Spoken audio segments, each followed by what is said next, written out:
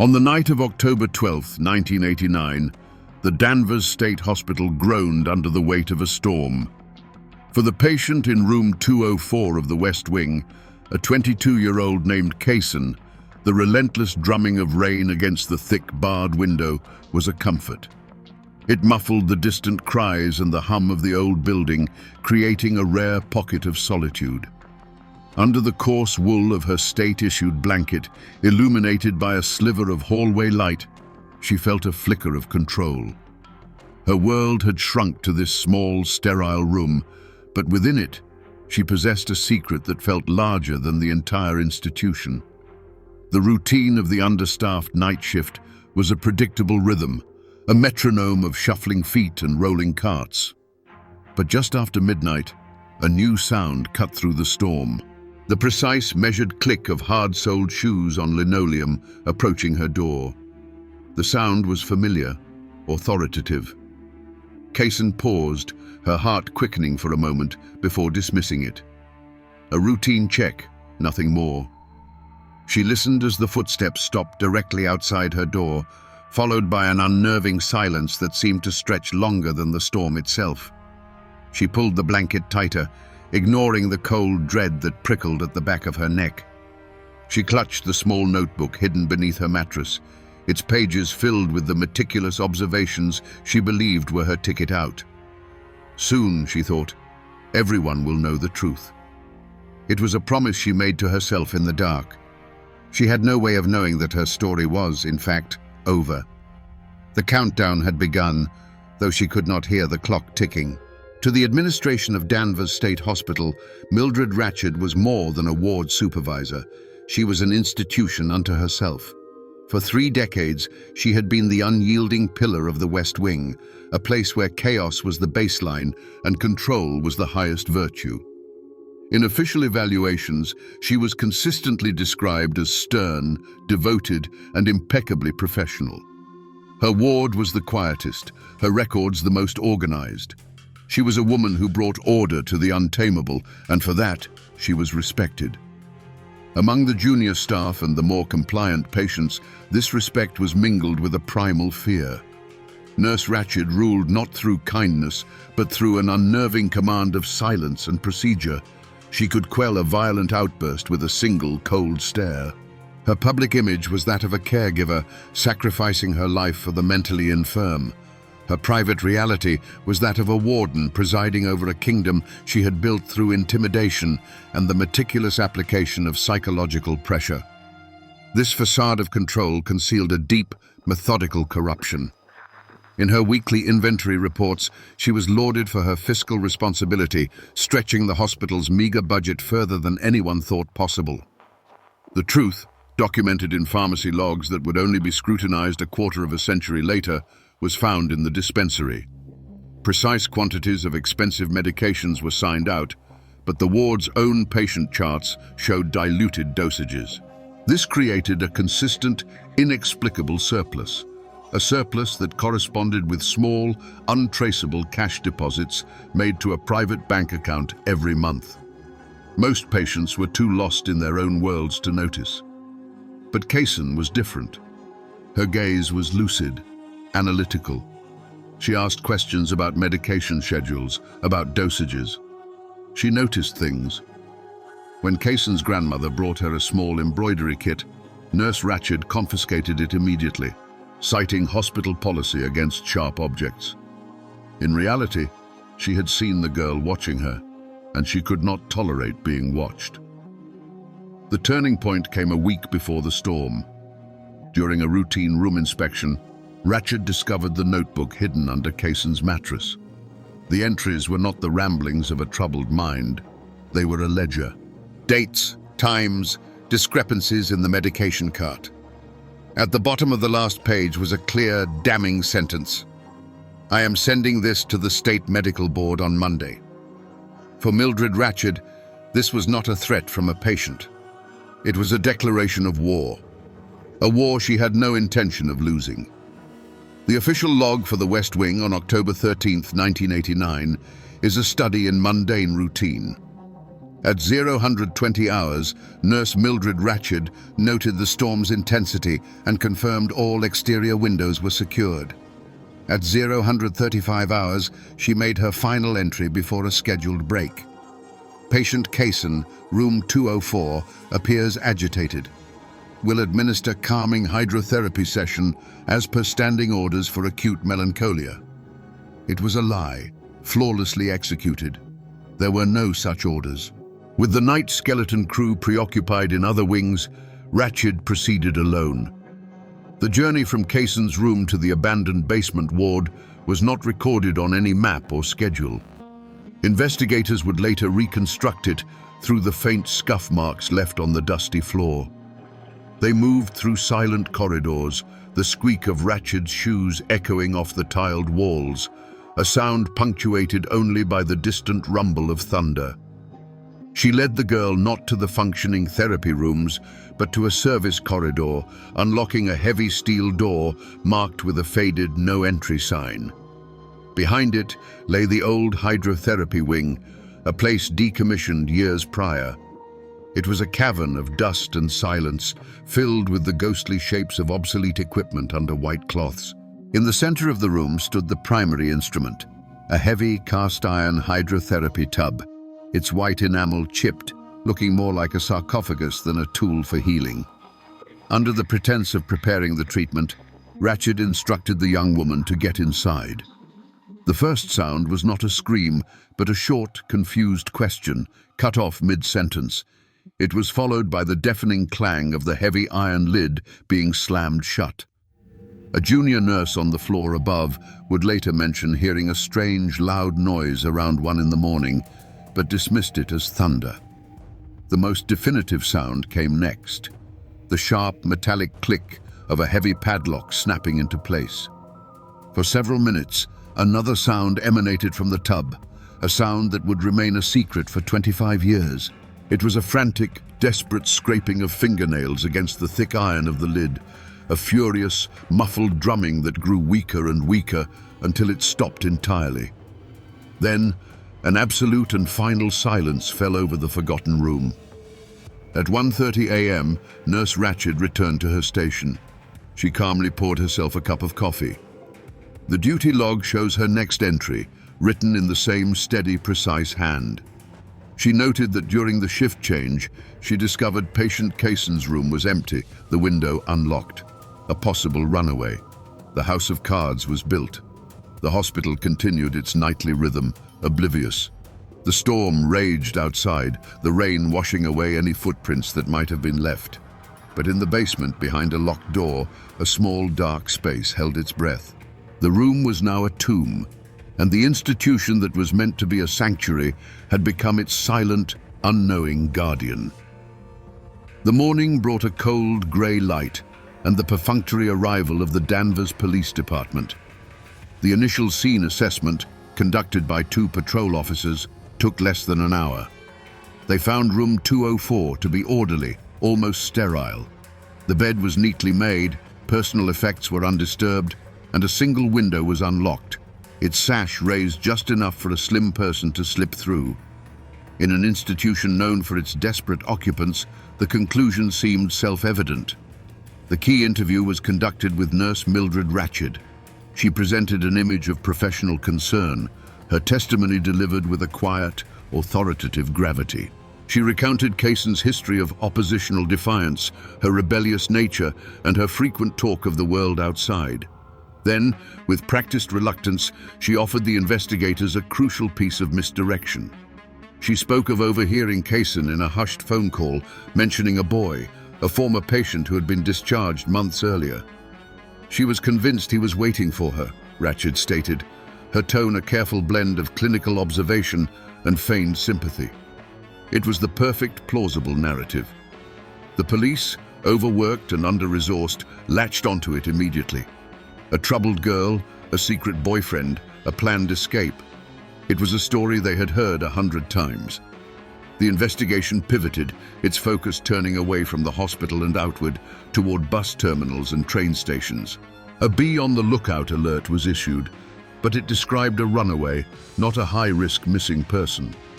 The full weight of a homicide investigation was never brought to bear because, in the eyes of the police, no crime had been committed. KAYSEN's family arrived that afternoon, frantic and disbelieving. They insisted she was terrified of the outside world, that she never would have left the perceived safety of the hospital, no matter how much she disliked it. But their desperate pleas were filtered through the prism of institutional authority. They were the emotional, grieving parents of a mentally unstable girl. Nurse Ratched was the calm, rational professional. The hospital administration, eager to avoid a scandal, sided with their most trusted supervisor. The family's concerns were noted in the file, then systematically ignored. The search for the former boyfriend took weeks and ultimately led to a dead end.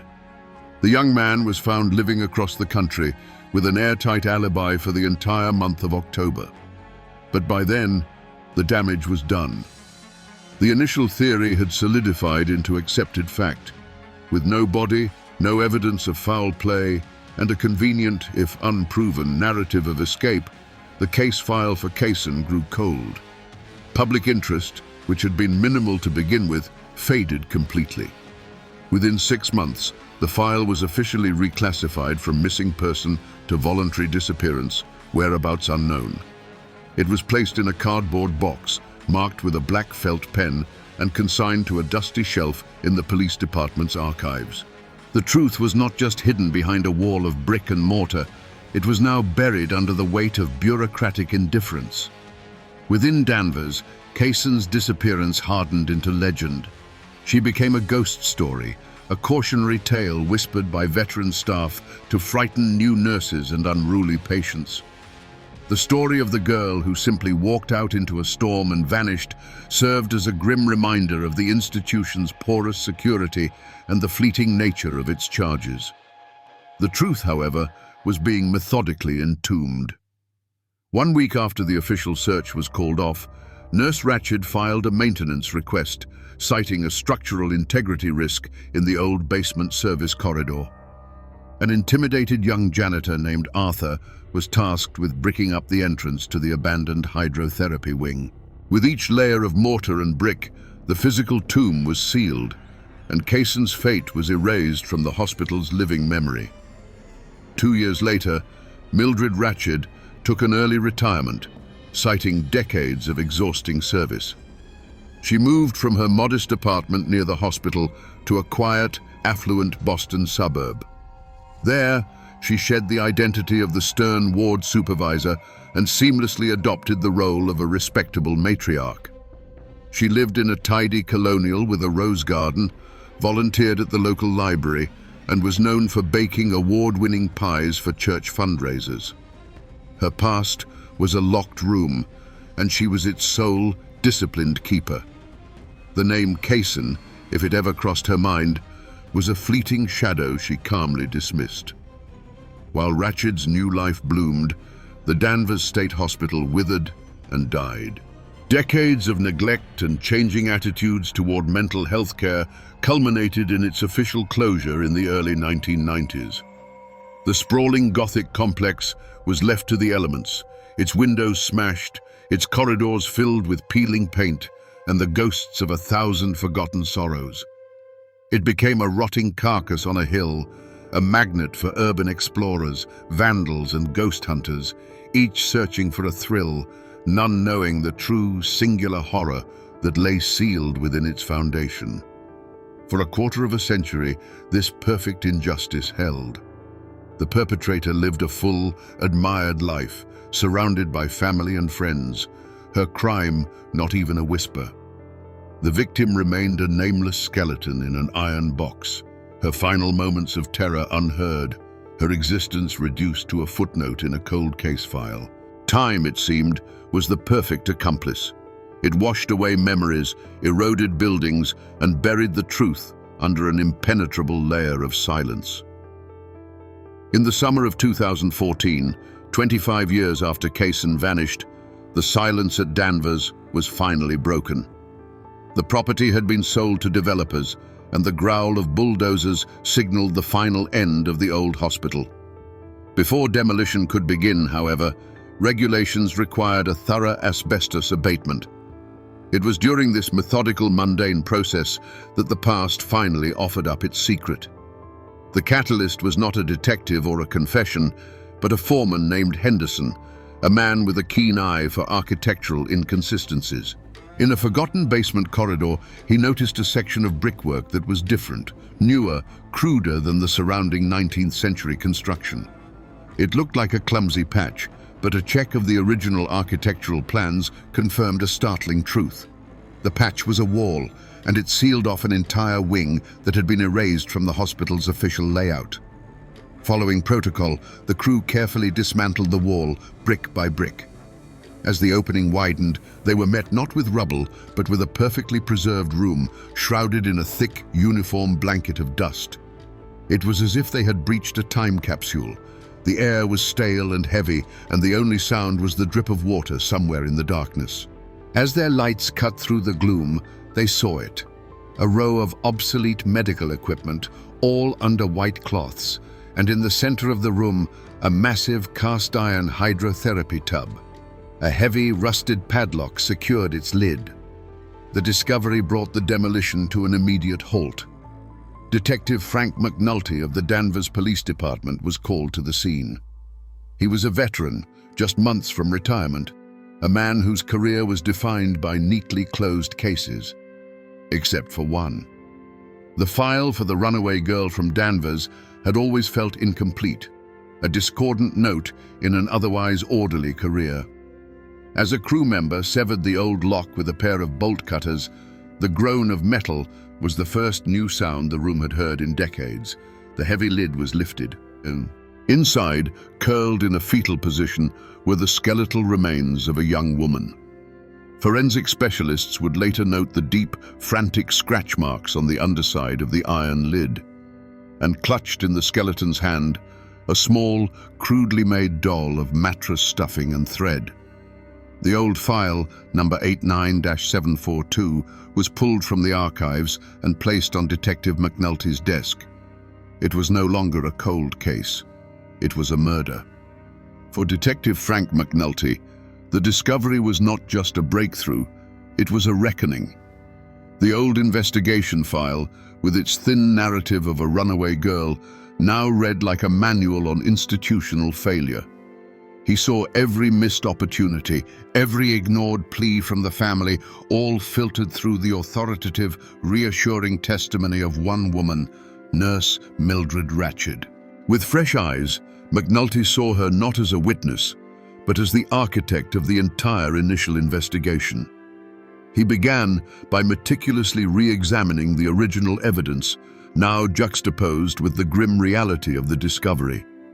The unlocked window, once the linchpin of the runaway theory, now seemed like a deliberate piece of stagecraft. Who would bother to escape through a second-story window when the entire hydrotherapy wing offered a direct, unobserved path to the outside? The pieces didn't fit, and the space between them was filled with the shadow of a carefully constructed lie. The doll became the focal point. McNulty sent it to the state forensic lab, where textile analysis yielded the first tangible lead. The thread used to stitch its button eyes was not standard-issue hospital supply. It was a commercial embroidery thread, a specific shade of crimson. Armed with this detail, McNulty dove back into the hospital's archived visitor logs. There, on a page dated September 15, 1989, he found it. An entry noting that KAYSEN's grandmother had brought her an embroidery kit. A follow-up note, initialed by the ward supervisor, stated the kit was confiscated as contraband. The initials were MR. For the first time, McNulty had a direct, physical link between Mildred Ratched and the last object KAYSEN ever held. The local news coverage of the discovery was sensational, filled with gothic imagery of the abandoned hospital and its grim secret.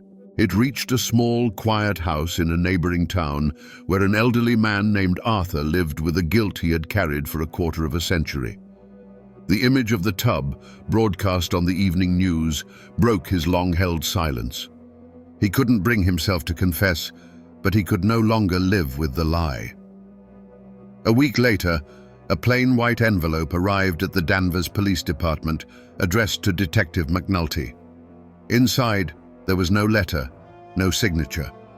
There was only a single yellowed page torn from a 1989 hospital maintenance log. It was the work order for the construction of a brick wall in the basement corridor, citing a collapsed steam pipe. At the bottom was the authorizing signature, M. Ratched. Taped to the page was a small handwritten note.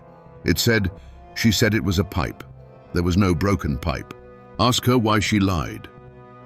McNulty looked from the work order to the contraband log, and the entire terrifying picture snapped into focus. With the falsified work order, the contraband log, and the anonymous note from the janitor, the chain of evidence was now complete. Detective McNulty had motive, means, and a meticulously documented cover-up. The final piece was not a clue, but a confrontation. Armed with a warrant and a single high-resolution photograph, he drove to the affluent Boston suburb where Mildred Ratched had built her fortress of suburban respectability.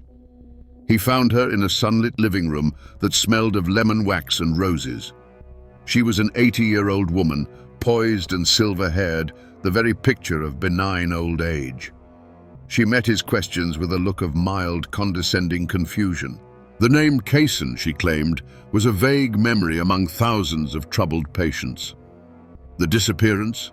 A sad but common event at an institution like Danvers. Her denial was immediate and absolute, delivered with the same cool authority that had convinced the police 25 years earlier. McNulty laid out his evidence on her polished mahogany coffee table. He began with the contraband log, her initials clear and sharp, confiscating the embroidery kit. She dismissed it as standard procedure. He presented a copy of the work order, her signature authorizing a wall to repair a non-existent broken pipe. She waved it away as a likely clerical error, a common failing of an underfunded hospital.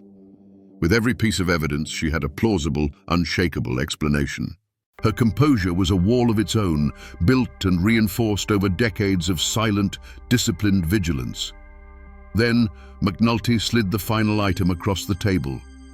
It was the photograph. A clinical forensic shot of the small, crudely made doll nestled in the skeletal hand of its creator. He said nothing. He simply waited.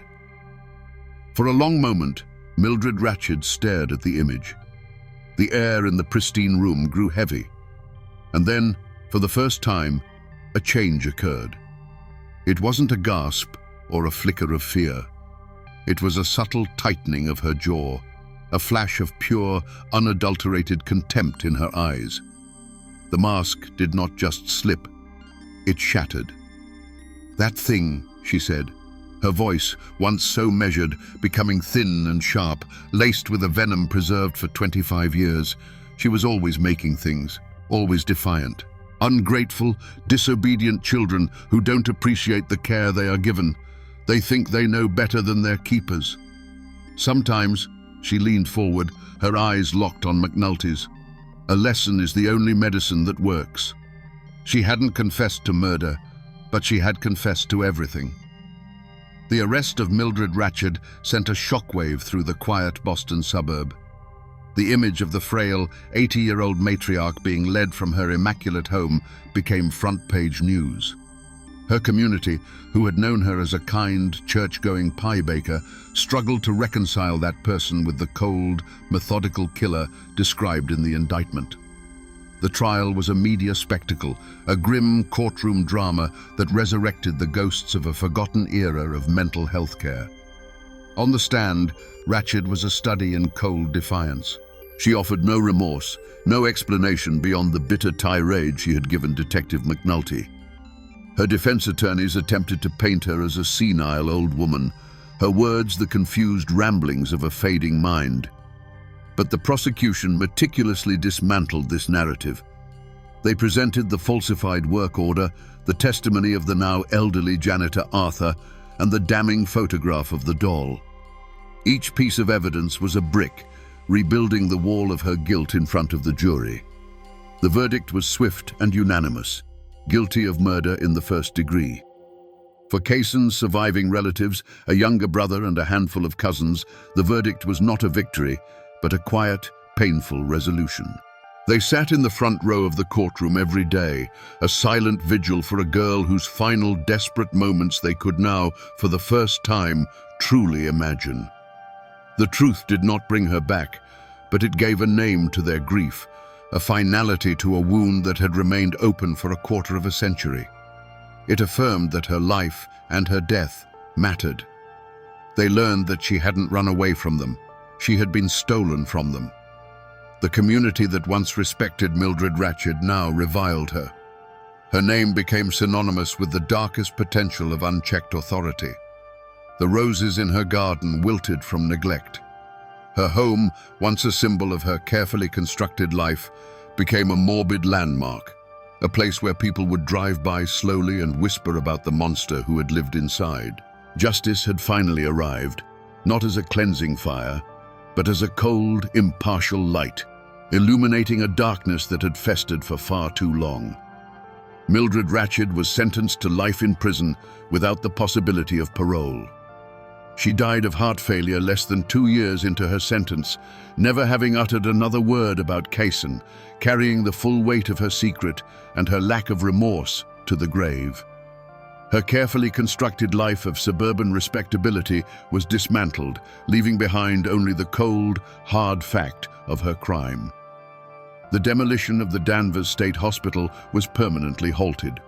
The newly discovered hydrotherapy wing, the site of the crime, was sealed off once more, not with a crude brick wall of concealment, but as a protected memorial to KAYSEN and the countless other forgotten patients.